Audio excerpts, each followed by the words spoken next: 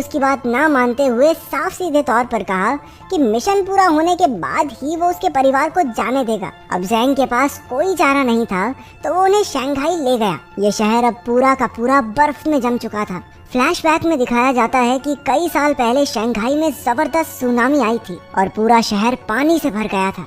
QE की बहन हान उन्हें वहीं मिली थी। तब ज़ैंग ने उसे गोद ले लिया था। कहानी बताते हुए अचानक से एक भूकंप आ गया और दोनों ओर से बर्फ के पत्थर गिरने लगे। सभी ट्रक से बाहर आकर शंघाई की सबसे बड़ी बिल्डिंग की ओर भागे, लेकिन ये तो बस तबाही की शुरुआत थी। वो बिल्डिंग में ऊपर चढ़ रहे थे, लेकिन आसपास सब जोर जोर से हिलने लगा। उन्होंने लाइटर कोर के साथ एक सुरक्षित जगह पर पहुंचने की कोशिश की, लेकिन रास्ते में ही कुछ सैनिक मारे गए। ज़ैंग जमीन पर अलग से गिरा हुआ था। उसे एहसास हुआ कि उसकी ऑक्सीजन खत्म हो रही है, तो उसने अपना हेलमेट उतार दिया, लेकिन बेहद ठंड की वजह से उसकी मौत हो गई। इसके बाद क्यूई ने अपने दादा की मौत का जिम्मेदार वैंग ली को ठहराया। गुस्से में उसने कैप्टन पर हमला कर दिया, लेकिन क्यूई जल्द ही हार गया। उसने ठान लिया था कि वो इस मिशन पर उनका और साथ नहीं देगा। इसलिए अब सैनिकों की टीम खुद ही लाइटर कोर लेकर अर्थ इंजन की ओर बढ़ने लगी। क्यूई अपनी बहन हान और टिम के साथ वापस घर की ओर चल पड़ा। उधर स्पेस स्टेशन में ल्यू को मॉस से पता चला कि उसका परिवार गुम हो चुका है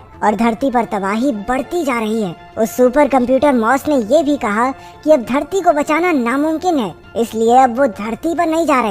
अब से उनका एक नया मिशन शुरू होगा, जिसमें धरती के रास्ते को छोड़कर ये स्पेस स्टेशन खुद ही नए सोलर सिस्टम में जाएगा और वहाँ एक नए ग्रह पर जिंदगी की शुरुआत करेगा। वहाँ पर कुछ इंसान, फसलें और कई चीजें भेजी जाएंगी, जिससे इंसानी जीवन फिर से शुरू किया जा सके। ये सुनते ही ल्यू गुस्से से भर गया। वो पृथ्वी को यूं ही तबाह नहीं होने दे सकता था। वो हाइबरनेशन से भागने की कोशिश करने लगा, लेकिन तभी कंप्यूटर मॉस ने बाकी सबको भी जगा दिया। लेकिन उसके रशियन टीममेट मार्करॉव ने ल्यू का साथ देने